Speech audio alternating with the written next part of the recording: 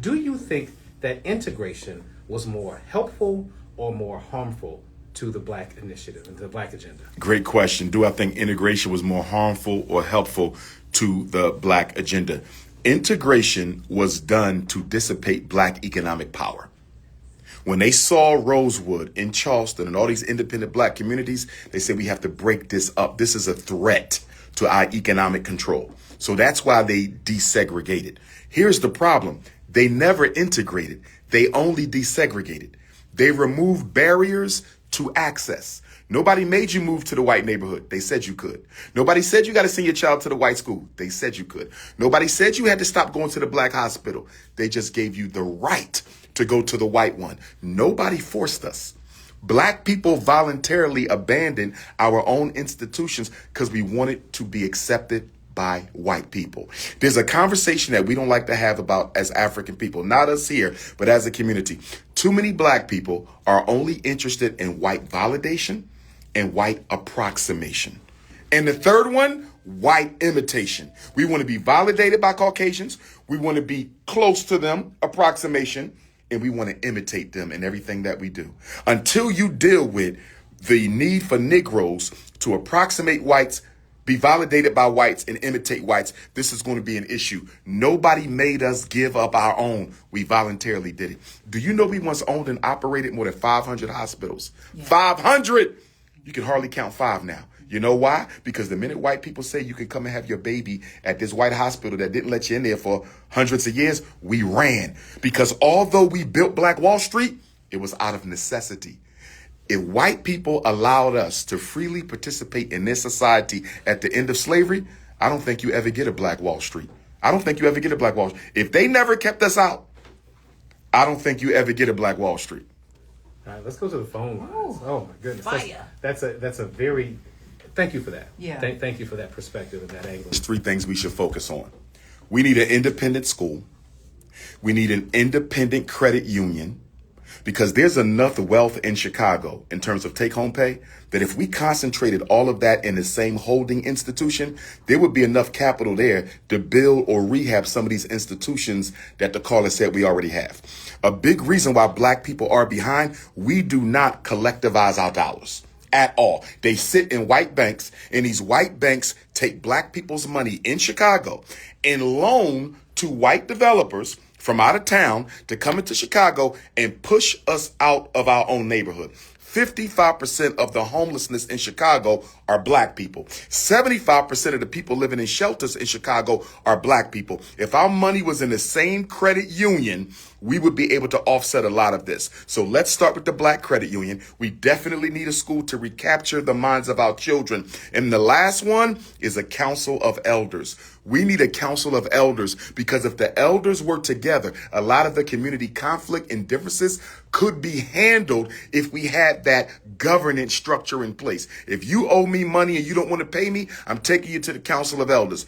Your child's father don't want to pay the child support, we go to the council of elders instead of running to the white man to solve internal Black community problems that a council of elders could take care of themselves. I think a lot of trust could be restored. A lot of transparency could be restored if those over 65 would come together and create some sort of a system and a protocol, bring us back to council of elders. That makes I get goosebumps hearing that, because I think of Common's words when he said we need the wisdom of the elders and young people's energy. Yes. Right? And that is so true. And we get away from both of those things. We yes. discount, but especially our elders. We talked earlier again about the big mamas. And it wasn't just the big mama brought a sense of stability. Yes. And that's what you're describing, yes. right? Older people, the seasoned people, the mature people help bring a sense of stableness and stability. Structure and balance. Thank you. And so again, I just wanted to amen that, because that made me excited. I'd never heard of it phrased that way, Council of Elders. I like that. But again, even if we never get to that point, I think we have to get back to the point of recognizing the wisdom of our elders. Yes. and how they can help us. So let's talk about something that's been bothering a lot of us here in Chicago. Mm-hmm. Our public school system. I know everybody just went, okay. We're seeing literacy rates that in some schools are so low, it's heartbreaking and embarrassing. Kids are graduating without the ability to read fluently, and that's not just a tragedy, it's a setup. And now we look at it as a school to prison pipeline. What are we witnessing here? Because this dysfunction is an abomination to our success and our young people's success. What say you? Well, first of all, you can't have failing communities without failing schools. So that's number one. A lot of the problems that we see here in Chicago or any other major predominantly black inner city is the fact that the schools are contributing to the psychopathology and the pathology in the surrounding neighborhoods, right?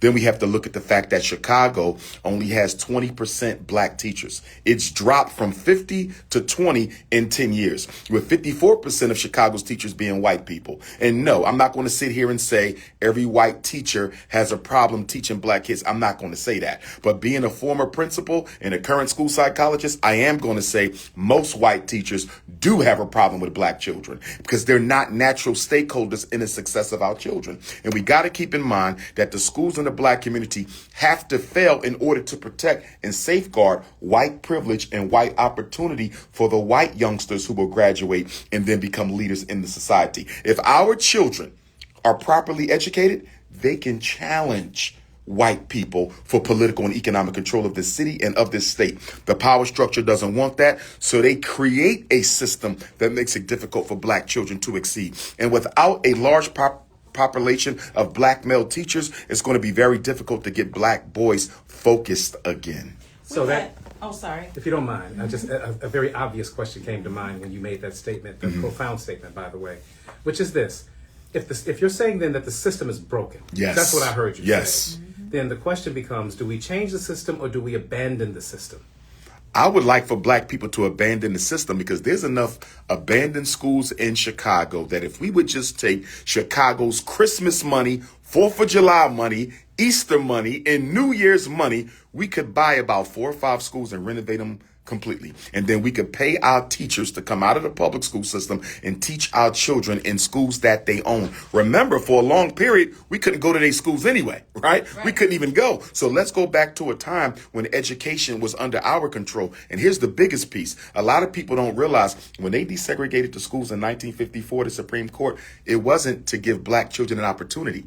It was because they were afraid that black children's education, despite it taking place in a dilapidated schoolhouse, was excelling that of the white students. Remember, we invented the gas mask before we sat next to white kids. We invented the refrigerated truck before we sat next to white kids. We came up with the technology for a lot of things before school desegregation. So desegregation was not about helping us. It was about controlling black excellence. And controlling the academics. Yes. And what we did was basically we created things out of necessity. Yes. Because what we didn't have, we created. Yes. Now, you mentioned earlier, this was in between the microphone, when you were talking about you were interested in properties of schools that were located in better quality neighborhoods. Well, no. Okay. In our neighborhood, but better quality school. Okay. In other words, I would see a school in Chicago, right, and say, this school looks like it's only 5 years old. Yeah. I want to look in this and see what Chicago public schools are selling this for. And I will be told it's not available for you to look at. Mm-hmm. And when I say, why can't I look at it? They'll say it's just not available. Truth is, are the good condition schools in Chicago, Detroit, they're keeping them for the developers, the white developers. I've never been shown one of these 5 to 10 year recently built quality schools that don't even need much of a renovation. They show me schools with no roof, no back, water all in the basement. Why are you showing me this? It would take me, I might as well tear this down and build from the ground. They never gave me an opportunity to purchase a school in good condition. What can be done about that? I mean, it sounds criminal to me. It is criminal. So but remember, they shut the schools down to get rid of us because you cannot gentrify a people out of a neighborhood if the schools are there for their children, because people live around the schools that teach their children. So if we want to get rid of black people out of Chicago, we got to get rid of the schools that teach their children. This is all part of the gentrification wave. And this is why black people in the predominantly black neighborhoods in Chicago, they can't even get a bank loan in order to purchase a piece of property in a low income neighborhood. Black people are paying the highest rent in the worst neighborhoods in Chicago. the highest rent in the worst neighborhoods in Chicago. And a big reason for that, I'm going to go to the elected officials. They're not putting enough pressure on these banks to stop practicing economic racism and discrimination against black people. How can you be paying the highest rent in the worst neighborhood and nobody's doing anything about it? Dr. Ifatunde has been kind and gracious enough to hang with us for I ain't going to tell you how long. I just Right. he here, just hang on. He here right now. That's right. He ain't going nowhere right now. We even tried to feed him. And he couldn't even- Yeah. Oh, I wanted some chicken.